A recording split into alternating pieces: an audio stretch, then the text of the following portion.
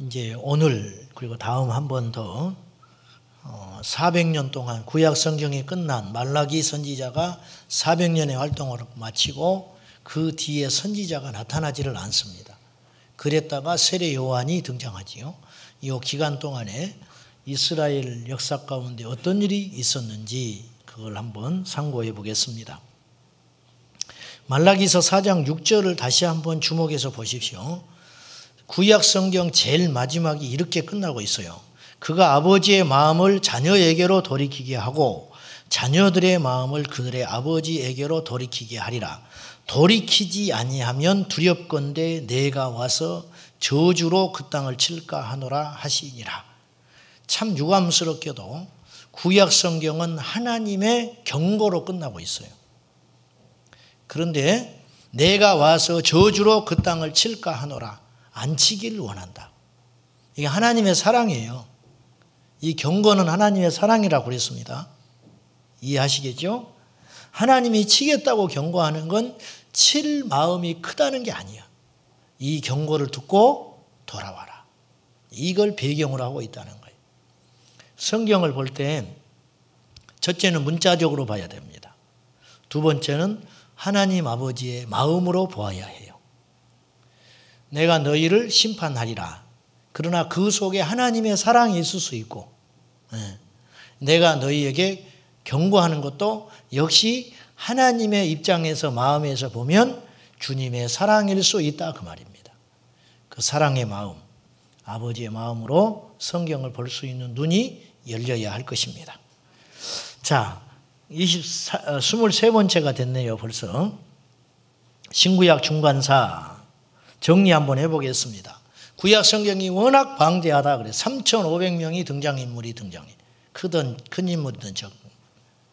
구약의 역사가 4,000년이. 수많은 나라들이 흥망성쇠하고 사라졌다 있어졌다 해요. 그러니까 이것을 이해하는 것이 쉽지는 않은데 역사 순으로 대충 이해하면 우리가 구약 성경이 더 친밀하게 느껴질 거예요. 자, 대략 한번 정리를 해봅시다. 이제 구약을 정리를 해보면은 하나님께서 천지를 만드시는 창조의 시대가 있었어요. 이게 창세기의 역사. 그 다음에 아브라함을 통한 족장. 아브라함 이전에는 전 세계를 배경으로 합니다. 노아는 유대인이 아니죠. 노아는 혈통이 어딘지 모르는 사람이에요. 이해되시죠? 세계가 하나였으니까. 그러다가 바벨탑 사건으로 천하가 흩어지고 인류가 갈라진 다음에 하나님께서 구원의 구속사를 이루기 위하여 족장의 시대를 열어요. 그래서 택한 인물이 창세기 12장의 아브라함입니다. 이제 아브라함을 통해서 이스라엘의 역사가 시작되는 거예요. 그러니까 하나님은 이스라엘의 하나님이 아니에요. 하나님은 모든 인류의 하나님이세요. 우리 하나님이도 된다 그 말이에요. 단지 구약의 4,000년 역사 가운데 우리를 아직 찾아오시지 않았던 것뿐이다 그 말이지.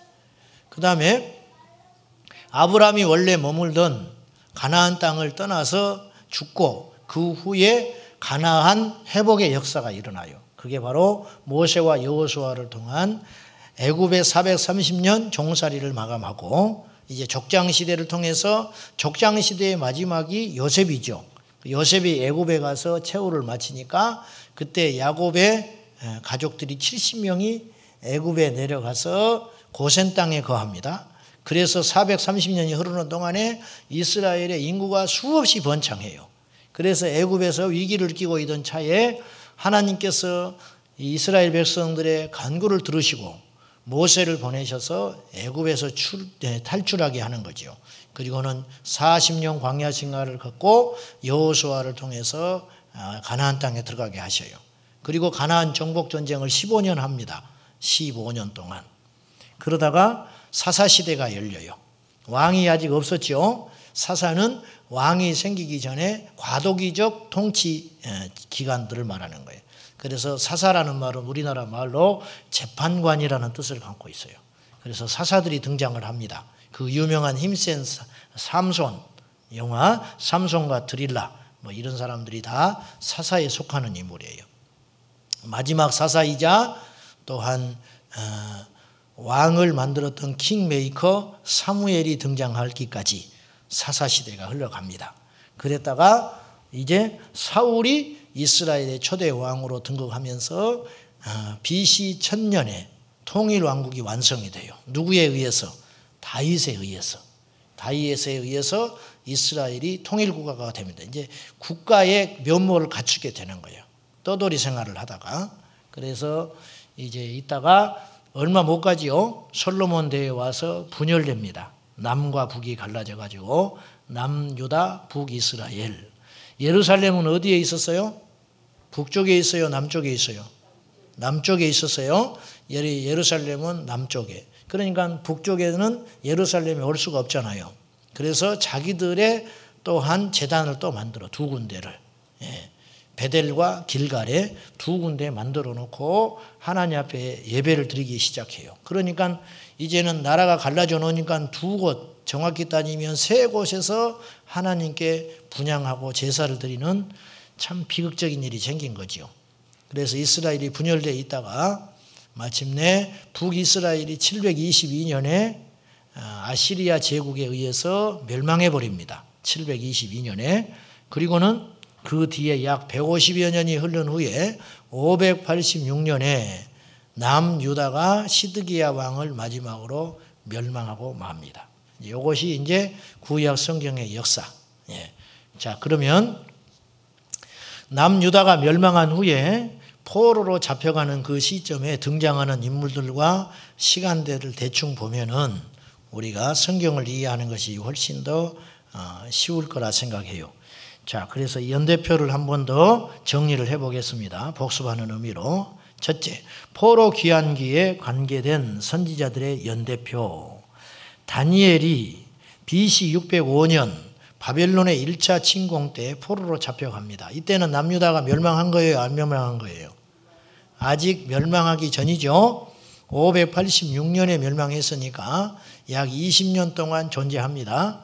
북이스라엘은 전작 없어졌고요. 그래서 605년에 다니엘이 1차 포로로 잡아갈 때 느부갓네살이 침공하여 유대의 고위층의 자녀들을 잡아갑니다. 그러니까 다니엘의 신분이 출중했다는 걸 의미해요. 그래서 다니엘과 그 세 친구의 유명한 사건이 다니엘서에 등장을 하는 겁니다. 두 번째 2차 포로로 잡혀간 인물이 있었는데 그가 누구냐면 에스겔입니다. 598년. 이때 2차 포로로 잡혀갈 시점에 본토에서는 에레미야의 마지막 사역이 시작되고 있었어요.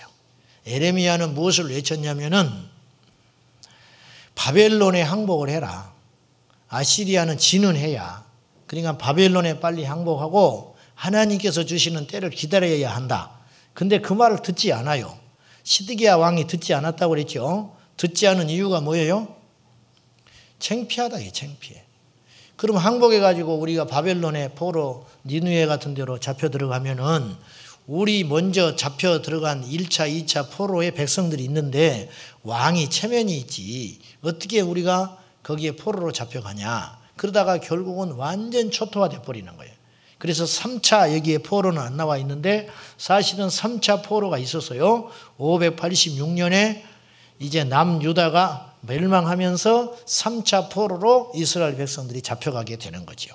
그래서 에스겔이 바벨론의 그발 강가에서 환상을 보고 선지 사역을 시작할 때 본토 남유다에는 예루살렘을 중심으로 에레미야가 최후의 소리를 외치고 있었다.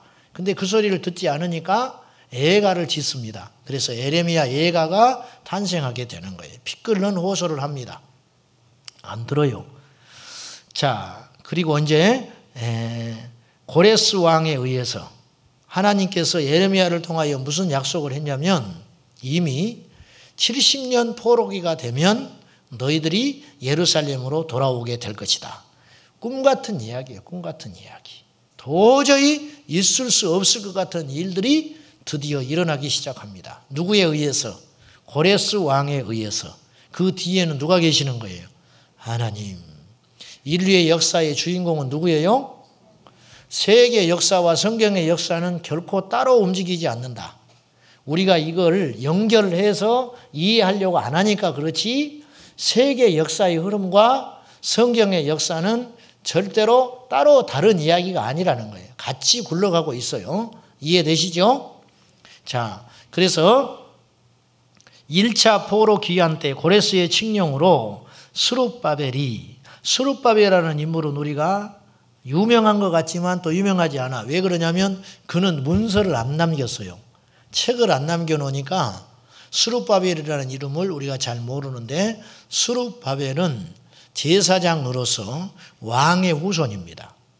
포로로 잡혀간 이스라엘의 왕의 후손인데, 이 스룹바벨이 1차 포로기 때 총독이 되어서 지휘하여 이스라엘 백성들이 이끌고 예루살렘으로 귀환을 해요. 그때 누구와 함께 오냐면 예수아라고 하는, 이제 구약의 바람에 의하면 호세아라고도 하고 여호수아라고 해요. 똑같은 말이에요.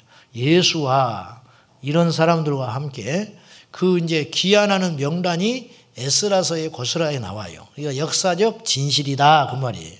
아멘. 귀환한 일은 역사적 진실이었다 그 말이에요. 그래서 1차 귀환 후에 이때 70년의 포로기가 완성이 돼요. 605년에 다니엘이 최초로 잡혀가더니 537년, 정확하지는 않지만 약 70년 딱 맞아떨어지는 거예요. 70년 포로 기간을 채우고 1차 귀환에 기적이 일어납니다. 사랑하는 여러분, 하나님이 우리와 함께하면 누구도 우리를 당해내지를 못해요. 믿으시나요? 어렵다고 기죽지 마세요. 내 인생이 뜻대로 안 된다고 힘들어하지 마세요. 하나님 손잡고 있으면 반드시 대역전 드라마가 일어납니다. 왜냐? 하나님이 가장 크신 분이니까. 설교가 별겁니까? 제가 지금까지 설교한 내용도 그것이고, 앞으로 죽을 때까지 설교할 기회를 하나님이 주신다면 죽을 때까지도 외치는 게 뭐예요? 간단한 거예요. 성경에서도 메시지는 하나예요. 하나님 믿으면 살고 하나님 떠나면 망한다. 이거밖에 없어요. 그렇죠? 뭐 이런 이야기 저런 이야기 다 이야기하지만 결론은 이거예요. 하나님 믿고 살면 우리가 반드시 승리하는 것이고, 하나님 떠나서 우리의 힘 의지하면 안 되더라. 성경도 그걸 이야기하고 있고 우리 현실도 여전히 이렇게 되어가고 있다는 거예요. 그런데 우리 당시대에 이런 일이 일어나기 때문에 미처 깨닫지만 못한 것뿐이에요. 깨닫는 게 지혜입니다, 여러분. 하나님은 너무 정확해요. 왜? 그분은 살아 계시니까. 할렐루야. 네. 그래서 포로기 70년이 끝나고 516년, 그러니까 537년에 스룹바벨이 들어와 가지고 20년이 허비돼요. 왜 20년의 시간이 왜 흘렀느냐? 예루살렘에 돌아온 이스라엘의 1차 포로 귀환한 포로들이 성전 방해를 받아요. 성전을 지으려고 그러는데 방해받고 나태해지고 이방 사람들과 결혼하고 시집가고 장가가고 농사짓고 하는 바람에 성전 지으러 온 목적 의식을 잃어버리는 거예요. 사람이 그래요. 이해되시죠? 우리도 마찬가지예요. 그러다가 그때 학개와 스가랴가 나타나서 성전 재건 안 하고 뭐 하냐고 하나님의 경고를 외칩니다. 그리고 나서 그들이 다시 정신을 차려서 성전을 마침내 완공합니다. 언제? 516년에 스룹바벨 성전이라고 그래요. 이것을. 성전을 재건하고 이제 1차 귀환 후에 약 80년 후 458년에 에스라가 2차 귀환을 이끕니다. 에스라와 스룹바벨의 그 1차, 2차 귀환 사이에 어떤 일이 있었느냐 하면은 에스더의 사건이 바벨론 궁에서 있었어요. 아시겠죠? 그 다음에 이제 느헤미야가 누구냐면은 술 맡은 관원장이에요. 술 맡은 자. 별것 없다? 아닙니다. 왕의 측근 중에 측근이라고 그랬어요. 굉장히 권력을 가졌어요. 그러니까 느헤미야는 어떤 사람이에요? 이스라엘의 포로로 잡혀간 후세입니다. 후세. 그러니까 느헤미야는 이스라엘 예루살렘에서 태어난 사람이 아니고 바벨론에서 태어난 사람이에요. 그러니까 혈통은 이스라엘이지만 교육이나 생활 간섭은 어디 문화를 받은 사람일까요? 바벨론의 문화에 길들여 버린 사람. 교포다, 교포. 미국에 있는 교포. 그 사람이 이제 그 바벨론 제국의 실제적인 2인자의 자리에 오른 거예요, 지금. 그래서 이 사람이 어느 날 시무룩해가지고 있으니까 너 왜 그러냐? 그러니 예루살렘에 가서 성벽을 재건할 수 있도록 허락해 주십시오. 그러니까 성벽 재건을 허락했다고 그랬어요. 지난주에. 그래가지고 마침내 느헤미야가 이스라엘의 총독으로 부임하면서 물자와 사람을 다 지원받아가지고 성벽을 완공합니다. 놀라운 기적이 일어나는 거예요. 예.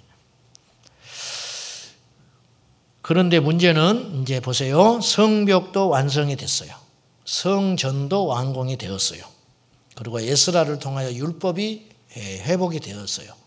그런데 문제는 예루살렘에 정착한 이스라엘 백성들이 하나님 앞에 또 패역하기 시작한 거야. 하여튼 인간은 어쩔 수 없어. 어쩌면 우리 이야기하고 똑같은지 몰라. 하여튼 쉴 틈을 주면 안 돼.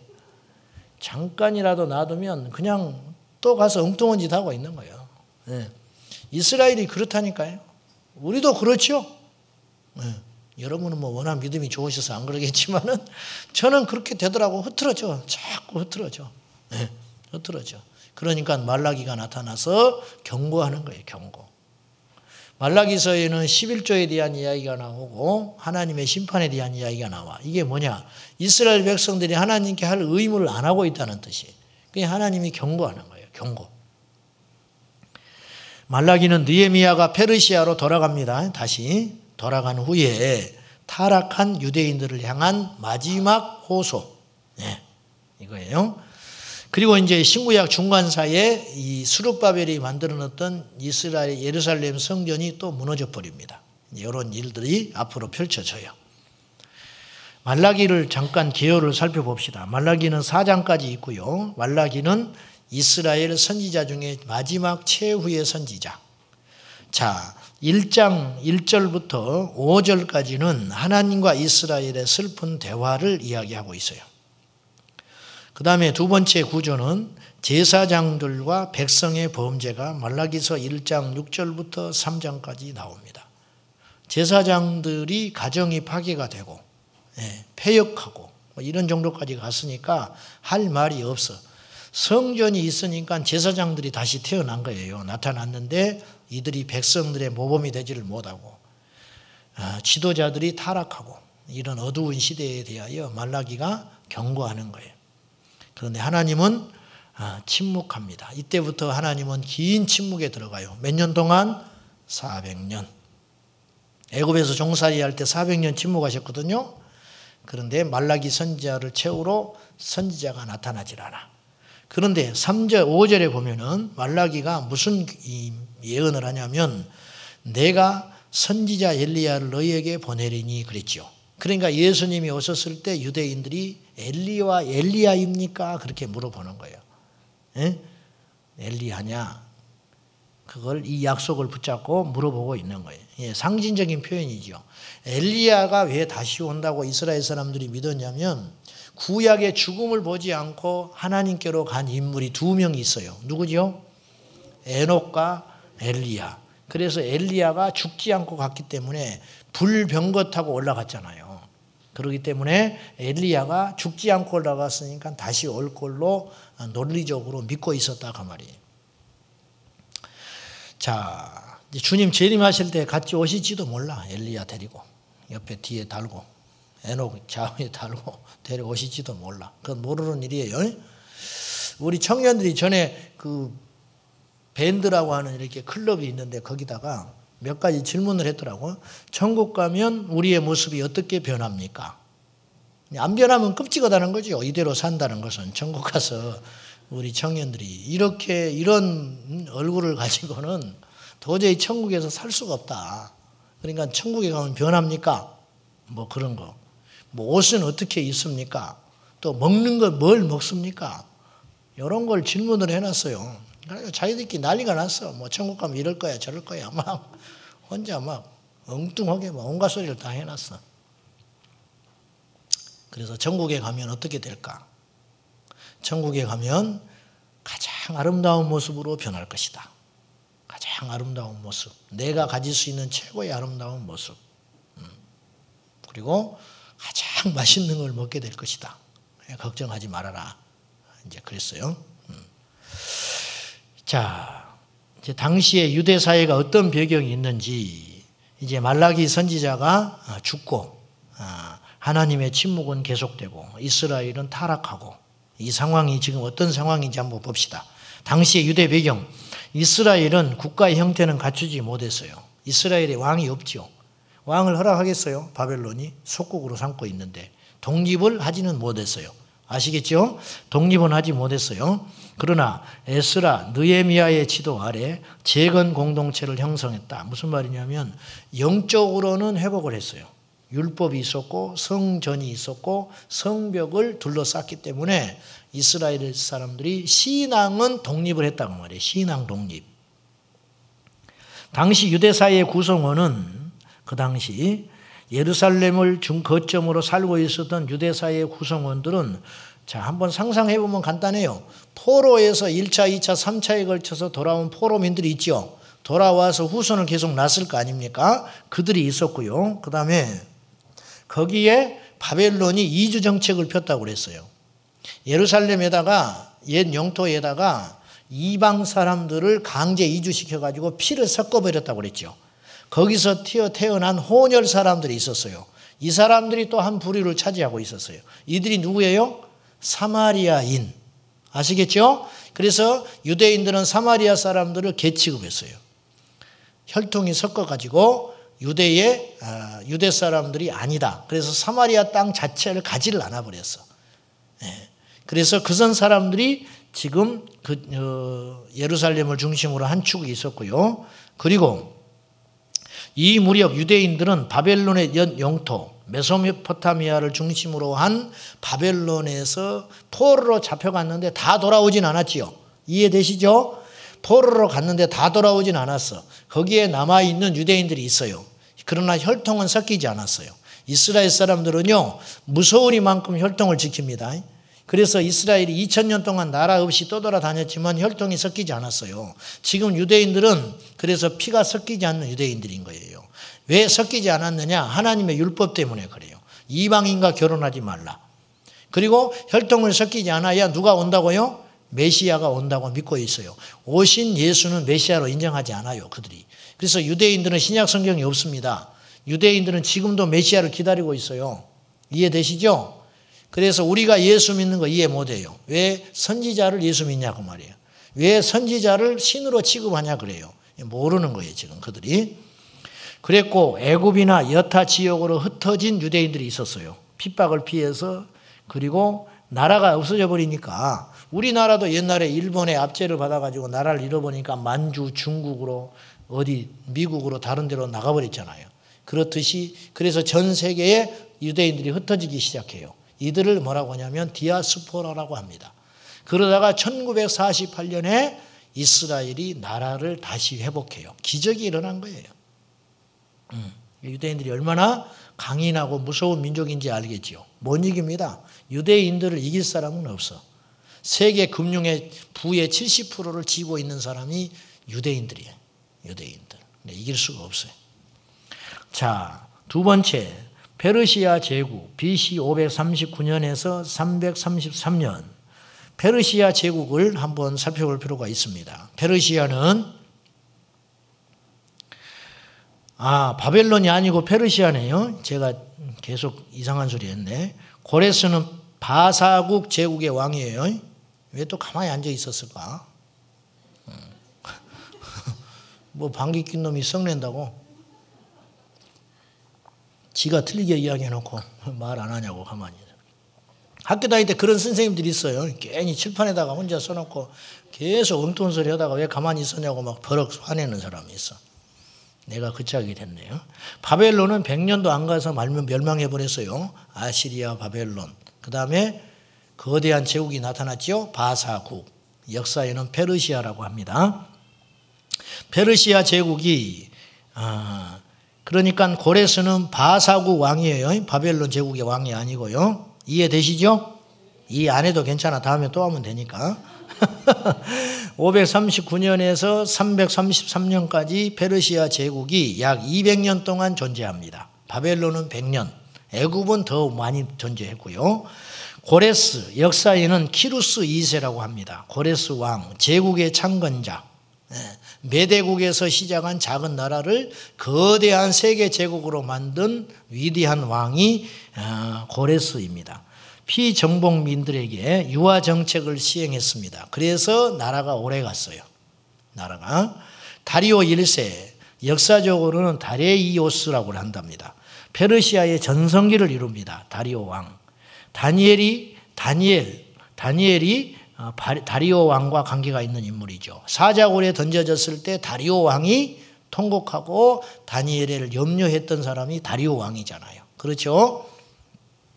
영토의 확장, 그리고 유럽을 진출을 하려고 했으나 그리스 정복에 실패합니다. 이때 유명한 마라톤 전쟁.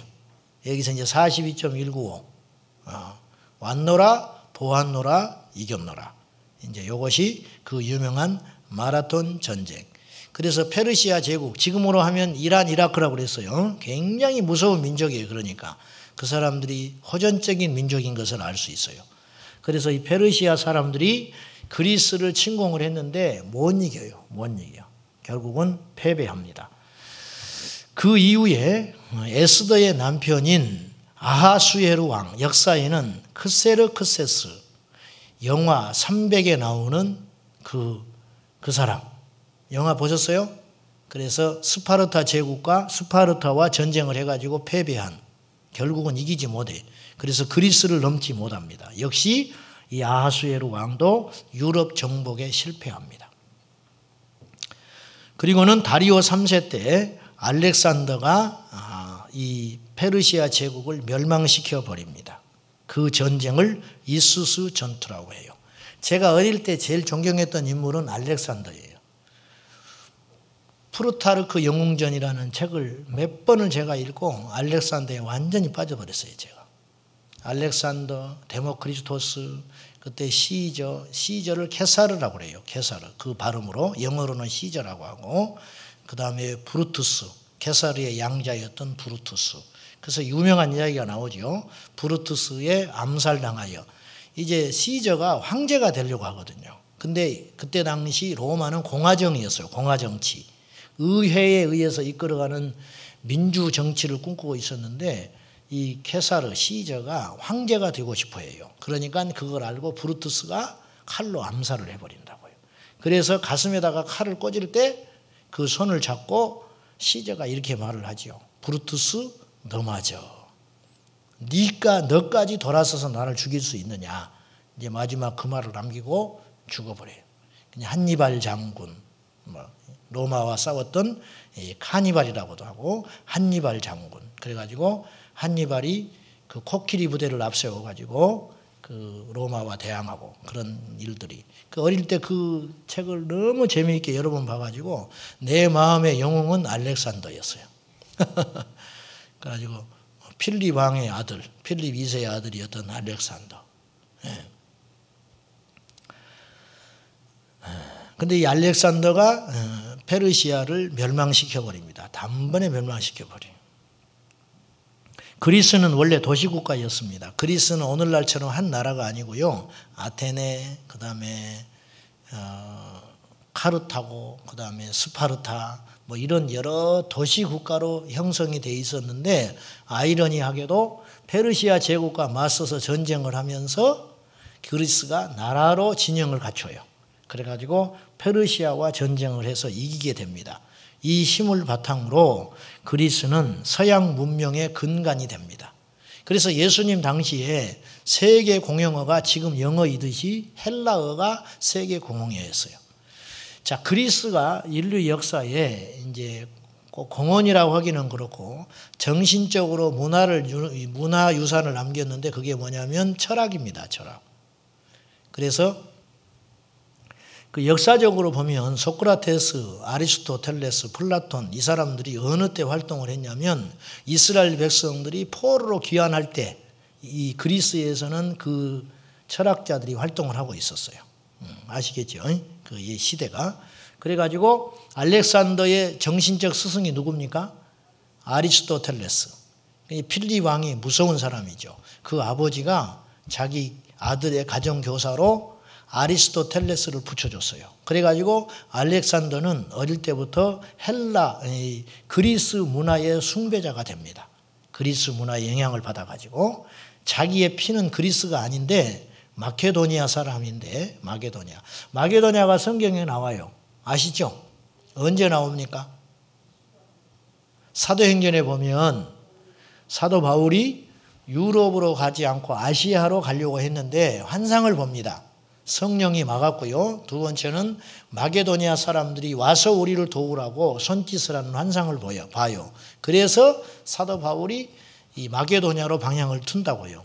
이것이 바로 유럽으로 복음이 전해지는 사건.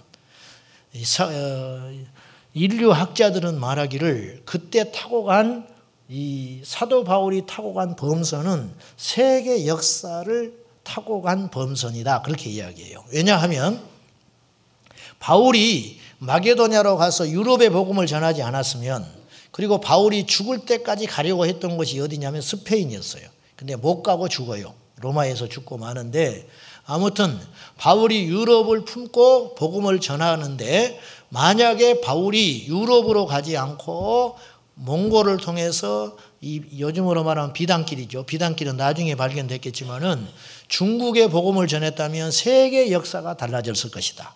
그렇게 이야기하는 거예요. 여러분, 복음은 세상을 바꾸는 거예요.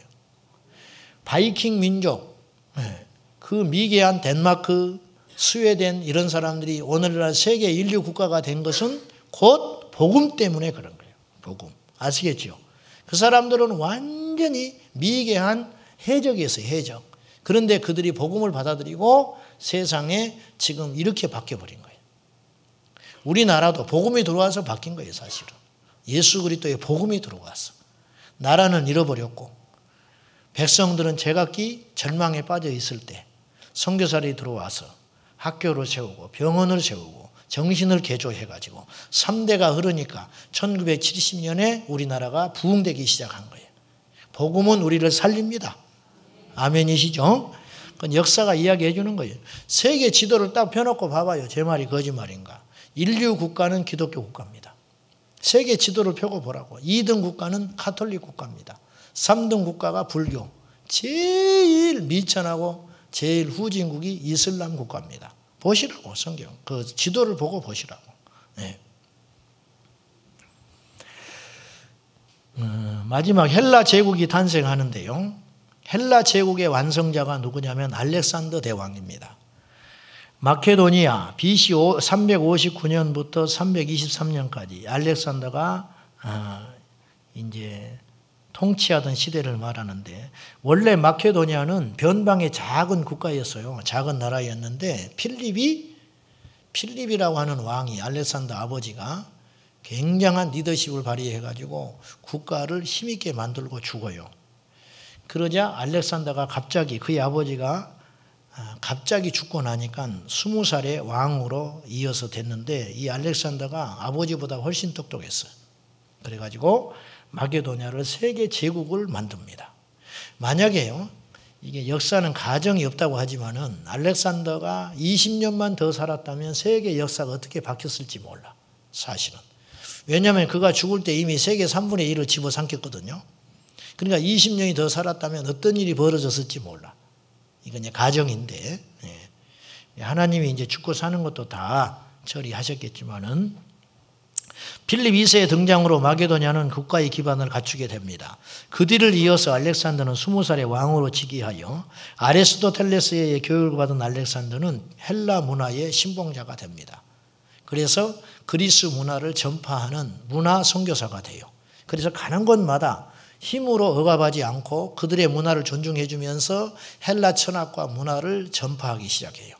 그래서 그 당시 세계에서 제일 큰 도서관이 알렉산드리아에 있었고요. 이처럼 가는 곳마다 학교를 세우고 문명을 깨치기 시작해요. 아이러니하게도 이런 루트들을 통해서, 그리고 로마가 뒤에 이제 등장해가지고 모든 길은 어디로 통한다고요? 이 말은 이제 그 어떤 수사적인 표현일 수도 있어요. 그만큼 로마가 세계에 미치는 영향이 컸다, 그렇게 말할 수도 있지만, 이 말은 문자 그대로 로마는 길을 놓는 데 명수였어요. 아시죠? 지금까지 로마가 닦아놓은 길이 아직도 건재하다는 거 아시죠? 예, 이렇게 길을 잘 닦아놨어요. 그래서 잘 닦아놓은 길을 가다 보면 어느 날 도착하면 로마가 된다는 거예요. 이게 결코 낭설이 아니었다는 거예요. 그 당시. 여러분, 이것도 하나님의 뜻이에요. 로마가 기독교 국가가 되고 나니까 이 잘 닦여진 길을 통해서 복음이 전 세계로 퍼져버려요. 놀랍지요, 여러분. 세상에 우연은 없다니까.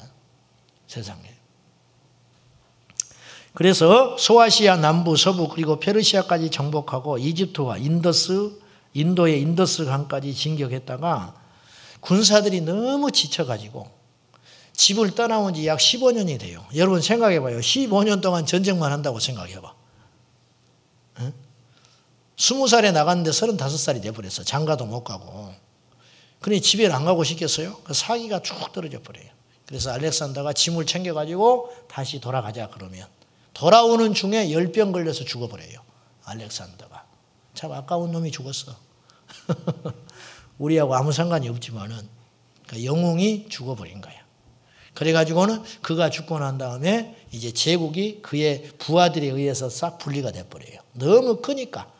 몽골도 너무 크니까 어떻게 해볼 수가 없었듯이 이 헬라 제국도 너무 덩치가 크니까 손을 못 대요. 그래가지고 뿔뿔이 흩어져 버립니다. 이제 이것이 다음 주에 한 번 더 공부를 하겠습니다. 이게 무슨 역사 시간도 아니고 무슨 세계사 시간도 아니고 뭐 이런 이야기를 하느냐.